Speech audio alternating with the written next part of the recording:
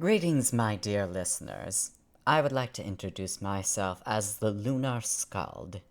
In this channel, I am going to be doing things such as reading works of literature and also talking about RPG horror stories, as I have a fascination with both and, of course, would like to use this as an opportunity to be able to practice in acting and in voice acting, and maybe a little bit of narrating here and there.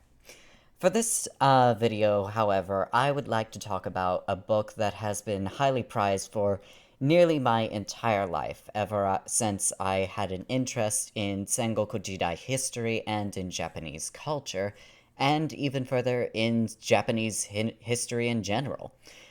This book has been something I have wanted since I had started practicing and training in kendo by myself mostly. This is The Book of the Five Rings, written by Miyamoto Musashi. And this book is about his own technique and style in practicing in the way of the sword, which was known as, which was in basically dual wielding with both the regular katana and the wakizashi, the short sword that samurai would generally carry. And originally, everyone in Japan at the time would carry both of these, but later on, both the katana and the wakizashi would only be wielded by the samurai as a way of distinction between the samurai class from the rest of the caste system of Japanese society for quite some time. And now I'm going to be starting with this video by reading the first chapter of this book, which is basically detailing what Japan was like during the time of Miyamoto Musashi. And this book, while it is written by him, it is actually translated by Victor Harris, and this particular copy was published by Sirius, and it came as a collection along with The Way of the Samurai and The Art of War, written by Sun Tzu, and it was a collection that was called The Way of the Warrior, and it was a gift from my cousin. I was kind of staring at the collection, knowing that Miyamoto Musashi's Book of the Five Rings was in it, and my cousin just bought it for me as sort of a late birthday gift. So I am very appreciative of him for it, and I hope you enjoy this as much as I enjoyed this book. So, without further ado, let us begin. Introduction: Japan during Musashi's lifetime. Miyamoto Musashi was born in 1584, in a Japan struggling to recover from more than 4 centuries of internal strife. The traditional rule of the emperors had been overthrown in the 12th century, and although each successive emperor remained the figurehead of Japan, his powers were very much reduced. Since that time, Japan had seen almost continuous civil war between the provincial lords, warrior monks, and brigands, all fighting one another for land and power. In the 15th and 16th centuries, the lords, called daimyo, built huge stone castles to protect themselves and their lands, and castle towns outside the walls began to grow. These wars naturally restricted the growth of trade and impoverished the whole country. In 1573, however, one man, Oda Nobunaga, came to the fore in Japan. He became the shogun, or military dictator, and within 9 years has succeeded in gaining control of almost the whole of the country.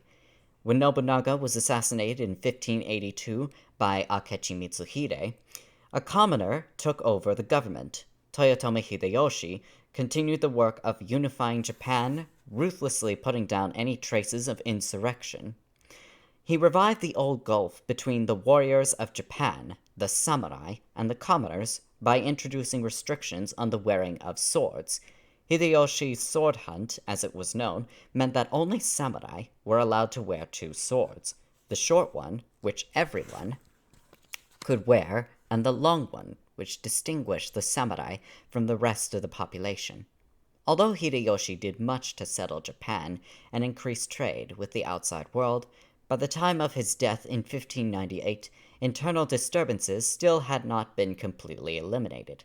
The real isolation and unification of Japan began with the inauguration of the Great Tokugawa rule. Tokugawa Ieyasu, a former associate of both Hideyoshi and Nobunaga, formally became the shogun of Japan after defeating Hideyoshi's son Hideyori at the Battle of Sekigahara in 1600. Now, I do have to make a slight clarification for this history. He did not defeat Toyotomi Hideyori at the Battle of Sekigahara. He actually defeated Ishida Mitsunari at Sekigahara. There are actually a couple of historical inaccuracies that are in this book that I'm actually going to be pointing out since I did my research in Sengoku Jidai history and in Sekigahara as well, which was a bit of a focal point. So the Battle of Sekigahara was actually a battle between Tokugawa Ieyasu and Ishida Mitsunari, after Tokugawa Ieyasu had accused the Uesugi clan of preparing for war against the Tokugawa, and Ishida Mitsunari, as an ally of the Uesugi clan, had joined in defending the Uesugi. And at the time, Ishida Mitsunari was also taking care of Toyotomi Hideyori at the time in Osaka Castle.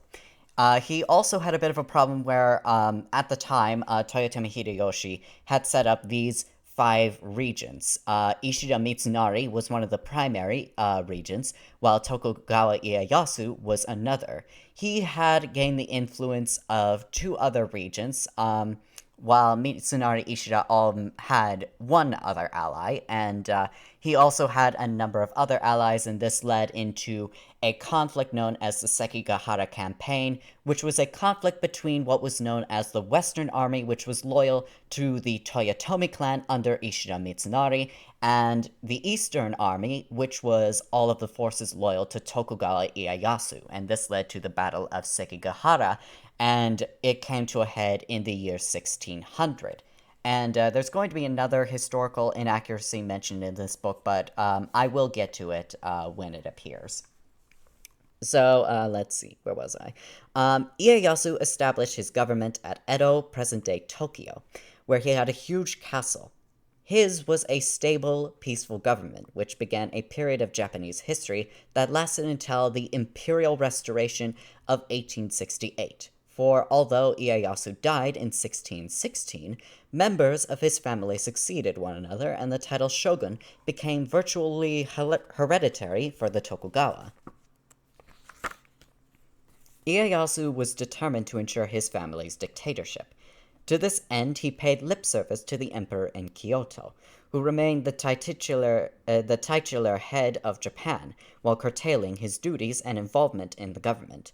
The real threat to Ieyasu's position could only come from the lords, and he effectively decreased their opportunities for revolt by devising schemes whereby all lords had to live in Edo for alternate years, and by placing great restrictions on traveling.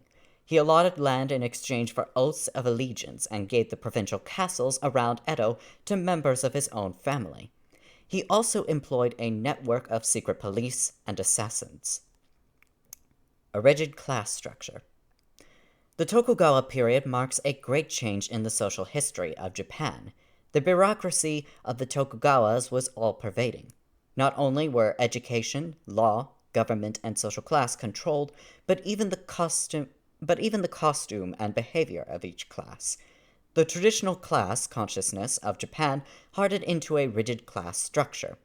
There were basically 4 classes of persons: samurai, farmers, artisans, and merchants. The samurai were the highest in esteem, if not in wealth, and included the lords, senior government officials, warriors, and minor officials, and foot soldiers. Next in the hierarchy came the farmers, not because they were well thought of, but because they provided the essential rice crops. Their lot was a rather unhappy one, as they were forced to give most of their crops to the lords, and were not allowed to leave their farms, which was actually a law instated by Toyotomi Hideyoshi during his reign as the shogun for a time during the Toyotomi Shogunate. Let's see. Then came the artisans and craftsmen, and last of all, the merchants, who, though looked down upon, eventually rose to prominence because of the vast wealth they accumulated. Few people were outside this rigid hierarchy. Musashi belonged to the samurai class. we found the origins of the samurai class in the Konde, stalwart youth system established in 792 CE, whereby the Japanese army, which had until then consisted mainly of spear-wielding soldiers, which would often be referred to as the Ashigaru, which came from the peasant class, but they were the main conscripted warriors, while the samurai were more the well-trained warriors and noblemen of Japanese society during the time. Was revived by stiffening the ranks with permanent training officers recruited from among the young sons of the high families. These officers were mounted, wore armor, and used the bow and sword. In 782 CE, the Emperor Kamu started to build Kyoto, where he constructed a training hall, which exists to this day, called the Botokuden, meaning Hall of the Virtues of War. Within a few years of this revival, the fierce Ainu, the aboriginal inhabitants of Japan, who are still well known on the northernmost island of Hokkaido, which was basically an island where they had independence until eventually Japanese clans started to attempt to subdue the Ainu population in Hokkaido. Let's see, now where was I? Who had until then confounded the army's attempts to move them from their ancestral lands, were driven far off to the northern island, Hokkaido. Oh, okay, so that was already mentioned. The Ronin. When the great provincial armies were gradually disbanded under Hideyoshi and Ieyasu, many out-of-work samurai roamed the country, redundant in an era of peace. Musashi was one such samurai, a Ronin or wave man. There were still samurai retainers to the Tokugawas and provincial lords, but their numbers were few. The hordes of redundant samurai found themselves living in a society which was completely based on the old chivalry, but at the same time they were apart from a society in which there was no place for men-at-arms. They became an inverted class, keeping the old chivalry alive by devotion to military arts with the fervor only Japanese possess. This was the time of the flowering of the sword arts, or kendo. Kendo, the way of the sword, had long been synonymous with nobility in Japan. Since the founding of the samurai class in the 8th century, the military arts had become the highest form of study, inspired by the teachings of Zen and Shinto. Kendo schools. Schools of kendo born in the early Muromachi period, approximately 1390 to 1600, were continued through the upheavals of the formation of the peaceful Tokugawa Shogunate, and survived to this day. The education of the sons of the Tokugawa shoguns was by means of schooling in the Chinese classics and fencing exercises. Where a Westerner might say the pen is mightier than the sword, the Japanese would say bunbu ichi, or pen and sword in accord.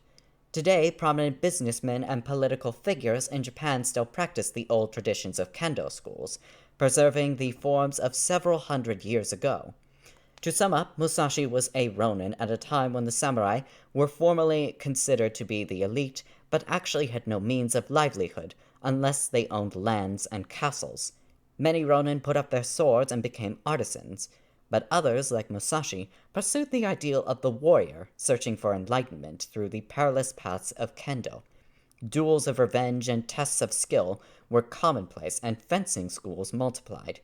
Two schools, especially the Ito and the Yagyu, were sponsored by the Tokugawas. The Ito school provided an unbroken line of kendo teachers, and the Yagyu schools eventually became the secret police of the Tokugawa bureaucracy. Dojo. Traditionally, the fencing halls of Japan, called dojo, were associated with shrines and temples, but during Musashi's lifetime, numerous schools sprang up in the new castle towns. Each daimyo or lord sponsored a kendo school where his retainers could be trained and his sons educated. The hope of every Ronin was that he would defeat the students and master of a dojo in combat, thus increasing his fame and bringing his name to the ears of one who might employ him. The samurai wore two swords, thrust through the belt, with the cutting edge uppermost. The longer sword was carried out of doors only, while the shorter sword was worn at all times. For training, wooden or bamboo swords were often used. Dueling and other tests of arms were common, with both real and practice swords. These took place in fencing halls and before shrines, in the streets and within castle walls. Duels were fought to the death or until one of the contestants was disabled. But a few generations after Musashi's time, the shinai, a pliable bamboo sword, and later padded fencing armor came to be widely used, so the chances of injury were greatly reduced. The samurai studied with all kinds of weapons, including halberds, which would normally be commonly known as the naginata, sticks, swords, which would be known as the katana or the short sword, the wakizashi, and chain and sickle, which the sickle would normally be known as the kama. Many schools using such weapons survive in traditional form in Japan today. To train in kendo, one must subject the self, bear the pain of grueling practice, and cultivate a level mind in the face of peril. But the way of the sword means not only fencing training, but also living by the code of honor of the samurai elite. Warfare was the spirit of the samurai's everyday life, and he could face death as if it were a domestic routine. The meaning of life and death by the sword was mirrored in the everyday conduct of the feudal Japanese, and he who realized the resolute acceptance of death at any moment in his everyday life was a master of the sword. It is in order to attain such an understanding that later men have followed the ancient traditions of the sword fencing styles, and even today give up their lives for kendo practice. Moral teaching. The way of the sword is the moral teaching of the samurai, fostered by the Confucianist philosophy which shaped the Tokugawa system, together with the native Shinto religion of Japan. From the Kamakura period to the Muromachi period, the warrior courts of Japan encouraged the austere Zen study among the samurai, and Zen went hand in hand with the arts of war. In Zen, there are no elaborations. It aims directly at the true nature of things. There are no ceremonies, no teachings. The prize of Zen is essentially personal. Enlightenment in Zen does not mean a change in behavior, but realization of the nature of ordinary life. The end point is the beginning, and the great virtue is simplicity. The secret teaching of the Ito-ryu, school of kendo, kiri otoshi, is the first technique of some 100 or so. The teaching of ai-uchi, meaning to cut the opponent just as he cuts you. This is the ultimate timing. It is lack of anger. It means to treat your enemy as an honored guest. It also means to abandon your life or throw away fear. The first technique is the last. The beginner and the master behave in the same way. Knowledge is a full circle.